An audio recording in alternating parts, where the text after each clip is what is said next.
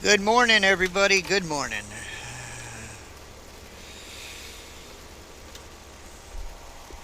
Good morning, everybody. Good morning. It is February 24th, 2016. Well,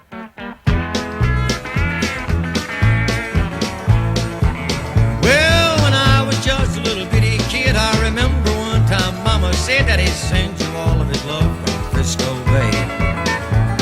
I didn't understand till I was grown. My daddy didn't spend some time at home, instead of run around the country that way. Whoa, I'm looking at the world through a windshield. And we are already running. Oh, yeah.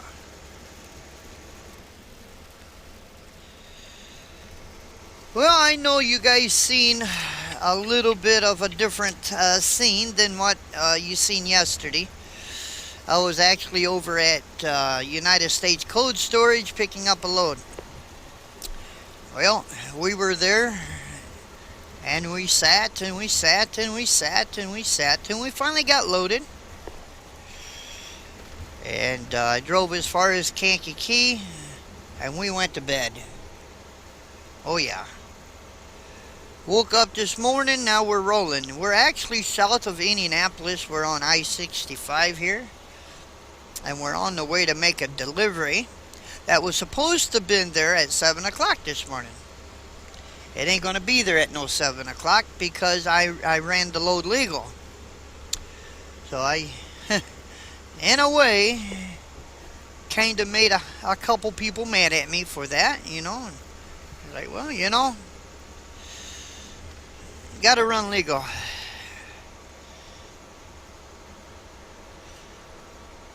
I don't let people scare me like that, you know. You have to run legal. You have to protect your CDL. You got to protect your livelihood. If you care anything about this industry, you got to run. You got to be legal. I mean,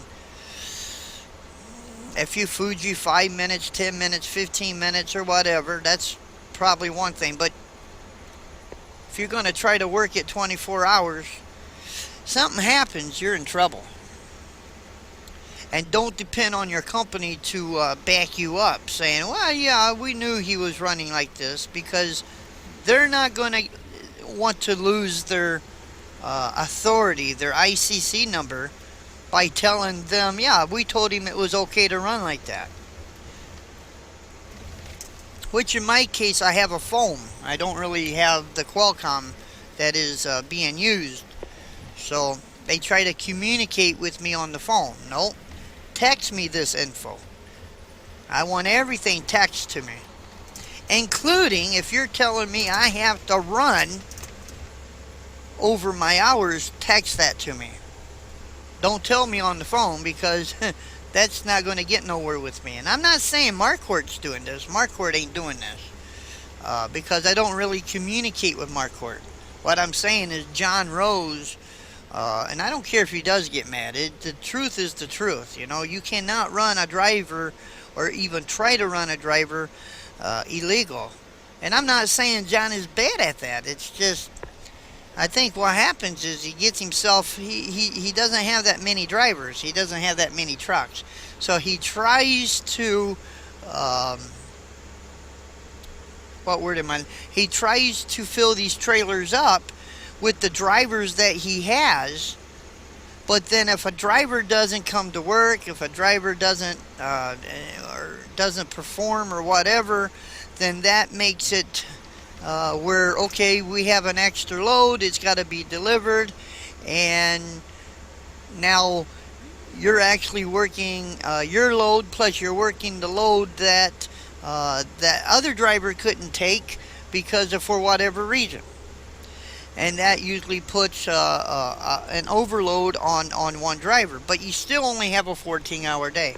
And I'm not saying all the drivers here at Marquardt is like that, or all the drivers that work for John, because I know a few of them, and I know they run as legal as they can, or they do run legal. But if you're sick, you're sick, right? You can't row. I mean, if you got the flu and and you're sick, believe it or not, that's a disqualification. DOT can shut you down for that because it's a safety issue. So, I mean, if you're sick and you can't run, well, we also got a few of them that just, I don't know if it's pure laziness, they don't want to work, or they get close to home, they don't want to work, and I know that to be a fact. Yes, I do know that to be a fact. Now, the driver that I picked this, or the trailer I picked this up from, he was done. He was actually out of hours. He couldn't go any further if he wanted to. That's why I had to go pick up the trailer. But there's not enough drivers here to really back you up. It's like I told John. I said, I can't run that through the night because I was up all day. I mean, I can't run this through the night. There ain't no way. And it ain't like John can say, well, let's get so-and-so to do a switch with you. And then, because he'll have more hours and he'll be able to run it. Because there's not enough drivers here to do that. Oh, there's drivers out there that would if they could. I mean, you guys met Jeremy. I think he's a cool cat. I mean, he's actually took a load for me, and I've actually took a load for him. But there's not that many drivers here you could depend on to do that for you. And if I'm under a load, and let's say Jeremy gets one of them loads that he knows he can't really do, and it would be great. I would love to help him, but how can I if I'm under a load? Now, Jeremy's under a load that says it's got to be somewhere, and he says, I don't have the hours to do this. John is saying, but it's got to be there. But it's got to be there. Well, reschedule the load. Reschedule the load. It's better to reschedule that load than it is having that driver lose his CDL. And you can contemplate about, well, you know, you can probably sneak it somewhere and not get caught. True. But remember what I said. Once you cross that line, somebody hits you. It could be a drunk. It could be a DUI. If he hits you, you're in violation. I'm not saying the drunk ain't going to get in trouble, but you're going to get in trouble too. And it is a possibility that if that drunk dies in that accident, you're in trouble. You took a commercial vehicle, you fraud your logbook, and you ran it anyway, even though you knew you was over your hours, and somebody died in that accident, you're looking to do some time. And I know I'm sounding kind of negative here, but it is a wake-up call, and it is reality that there are some companies that like to push a driver beyond their limits. And I hate to say this, but they don't really give a crap about your logbook. They really don't. And then you think you're doing them a favor by saying, yeah, I can do that for you. I don't mind doing that for you. I'll do it for you as a favor. But if you have that accident, that company's not going to back you up. There's no way in heck are they going to back you up. You're going to get fired. You're probably going to go to jail. You're going to lose your CDL. You just lost your livelihood. And forget about going to another company. They're going to check you out. And they're going to find that. And they're going to say, no. I don't think so.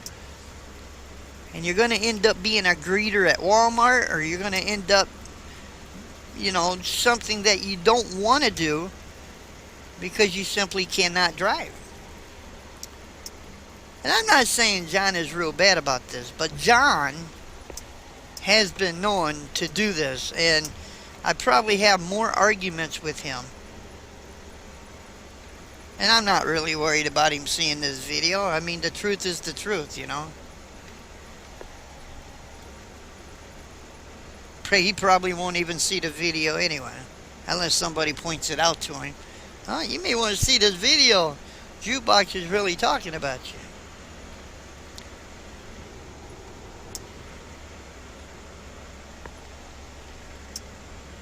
Don't run over your 14. Don't run over your 11. Do it legal. And then if something happens, if that drunk was to hit you, and let's say that drunk dies, they're going to investigate you because you're a commercial vehicle. They are going to investigate you. And the first thing they're going to look at is your logbook. And that's why ambulance chasers, you see them billboards, lawyers saying, got hurt by because of a truck accident, call us. And the first thing that they're going to do is subpoena your logbook. And you better hope that all the bells and whistles are in line. All your T's are crossed and all your I's are dotted. And you better make sure it's right. Because they're going to go back more than 7 days. They're really going to investigate that logbook. But if you're legal, there's nothing wrong. It shows, hey, this guy does run like he's supposed to. Guess what? You're not going to jail. That drunk is in trouble, water, unless he dies in the accident. But you're not going to jail. And you can hold your head up and be proud. DOT. Yeah, that's DOT. Hey, see what that car did? I gotta back off. Took that 8-second rule right from me, didn't he? Well, anyway, guys, let's go on to Louisville. Let's go deliver this load, or let's see if we can deliver this load. And we'll see what happens for the rest of the day. We'll be right back.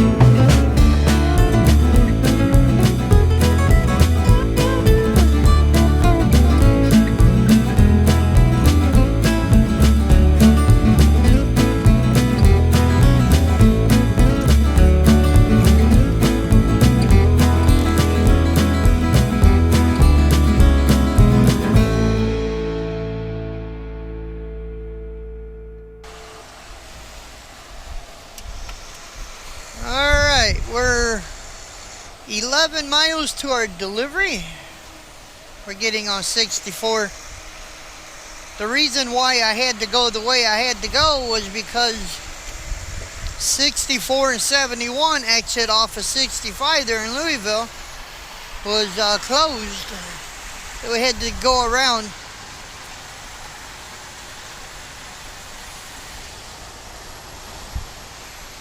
Six more miles we turn.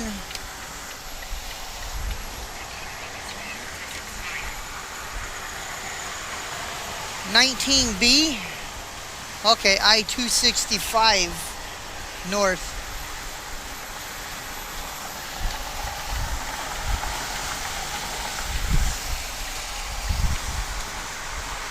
But we're almost there. We don't have far to go.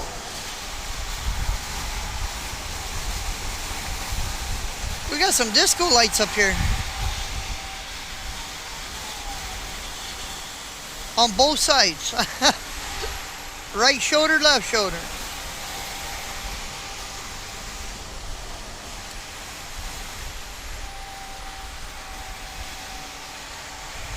And the brake lights, come on. Oh, wow. They're working two on the left shoulder. They're all Mustangs, too. Oh, wow. They got the Mustangs out, the unmarked Mustangs.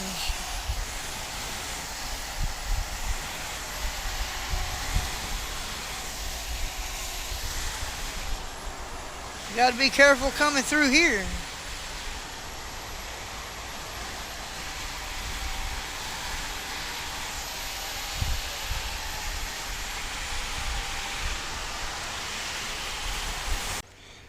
Well, we're here, but I don't know what you do.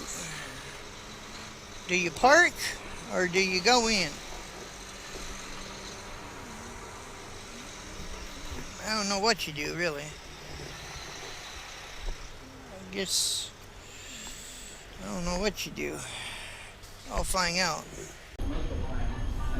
Well, guys, it's been what? 12 hours later. We didn't get the load off. We were too late to get it off. So, so we had to, well, John says wait till 7 o'clock. That was the new appointment. Well, we're fixing to do a switch. I'm actually going to pick up, you guys remember Jeremy. I'm going to take his trailer. Now we're going to pick up another load. And, but first our coffee, you know. And then I guess it's going down to Memphis, so we're just going to take our time doing this. But that's pretty much what I'm doing. You was able to find a spot out there to park. Oh yeah, I was very lucky. You was very. I saw where you parked at. I it's think like, somebody pulled out just before I pulled in. Their 10 was up. They was out of here. But you guys remember Jeremy, right? Hey guys. There you go, Jeremy. They see my face all the time. They don't need to see me. So what you been up to? Where you been going now? Oh, just well, you know, with John, not very far. Yeah. So, but have they been keeping you busy though? Oh, I've been, well, I guess you could call. I've been staying busy, but you know, we get paid by the mile, so busy and getting paid that's two different things. Yeah. Well, I get paid. I just don't know sometimes if I'm getting paid for everything I'm doing. I don't think. I like it when he says, "Well, they didn't bill us this week for this load and this load, and there's only one load there." It's like how do I say it? Fixed on the old days and the old ways of doing things. He hasn't adapted to the new ways, and I don't think he ever will. You know, John is doing what most 90% of owner-operators or fleet owners are taking care of themselves and watching their pockets, and pretty much, I don't want to say hell with the other drivers, but he's going to watch himself, you know. Oh, most definitely. He is first and foremost. And, you know, I really don't think he's making that much. I don't think he is either. He's barely, making it, barely scraping. Put it this way: if I was in John's shoes, I would have called Marquardt and said, "I'm done." You know, I'm almost. He might even be old enough to draw Social Security. Well, he's old enough. He could have retired 5 years ago. You know, I would have hung it up. To be quite honest, I really would have. To deal with what he deals with every day, and it's for what he's making, and I really don't know what he's making, but it can't be a whole lot. I think John does what he does because he just don't have nothing better to do. Well, he don't, and he, you know, his daddy instilled it in him years ago, and he I don't want to say he don't know anything else, but this is what he's done for years and years and years, and like you say, whether it be it's just out of boredom or... Did you know his dad? No. Okay. No, I didn't know his dad. I know his dad had a very successful business. I was going to ask you though if John is more like he or if his dad was more like John, because I never met his dad neither. Road Max is what they had, and very successful. How long has that Road Max been around? You know? Oh, it was around from my understanding, it was around for 30, 40 years. Oh shoot! He built quite a reputation. Was it like a big? Oh company? yeah, they was a big outfit. They was as big as Marquardt, from my understanding. Really? And his daddy passed away. Now this is all from my understanding. His daddy passed away, and John and his brother Bill got it, and Jeff, John's son, all of them, you know, they was all there. It was a family-run operation, and that was their downfall. So that's probably where Jeff got his ability to mechanic. He probably. I think, from what I understand, they paid for him to go to school, and he was the head over the mechanics for Road Max. Okay. Yeah. And he, like even with Great Wide, when they had their own trucks, when I first started with you, they had their own trucks. Yeah. And Jeff wrenched on all of them then. Yeah. And he even did with Marquardt's in the beginning. He hung it up though. I wonder why he hung it up. Well, there's a couple different stories on that. Yeah. I was told that Marquardt wasn't paying him. I was told that too. And that he wasn't going to do the work if he wasn't getting paid for it, which, you can't blame the guy. But again, that's what I was told. I don't know what the actual story is. There's two sides to every story. Oh, absolutely. And sometimes we get the one side. Jeff, he's a good guy. He knows what he's doing as far as wrenching on trucks. But he had a lot of overhead with that shop and the yard and everything. And if he wasn't making any money, he just couldn't. It wasn't viable for him to do it. And then he has his own truck as well. Yeah. And he completely rebuilt the motor and everything in it, so it's like a brand new old truck. He couldn't deal with the fire department and deal with that shop at the same time. Well, and that was probably a lot of it. Jeff, he's got some real young kids. He just had another baby. And really? Okay. he, it might be 6 months, a year now. By now, I'm not sure, but it's a baby to me. And he does do the fire department, and I think he was also training with the SWAT team as well. Yeah, he did go through some kind of academy down there, down in Champaign. He just had way too many things going. I used to tell him all the time, I said, I bet your wife, she can't possibly, he's gone constantly all the time. Yeah. He's like, well, she likes the paycheck. Well, But boy, he got grouchy as an SOB after. He did, and when he was tired, he would get really grouchy, which, we all do. But I think he just had too much going on. But I think he's doing good now. I really do. Again, do you have any, now we know what your last advice was. Do you have any new advice? Well, with what I'm going through right now, I can say, watch your speed, guys. Watch your speed. I can't stress it enough. Watch your speed. Go 5 miles an hour under the speed limit. If you have to, if you've got a lead foot, like me, Use the cruise. use the cruise. Just watch your speed. Speed, following distance, safety is always the most important thing. So what he's saying, guys, watch your speed. We'll be right back. We're going to be back in the truck here. So we got to go to work. We'll be right back. Okay, guys, it was a short, what do you want to call it, short day yesterday. Because, like I said, we didn't make it on time to that Kroger to get that off. So we ended up parking. And then John said, go to bed. Kind of later in the afternoon. He said another driver is coming to pick up your trailer. He's going to make a delivery. And you're taking his and you're going to pick up a load. So we are actually at our pickup right now. And so we're going to go ahead and cut the film so we can start a new day today. Hey, you want to say hi? Huh? You want to say good morning? How about you, Pooh Bear? Let me move there. Hey, Pooh Bear, you want to say good morning? Say good morning. Yeah.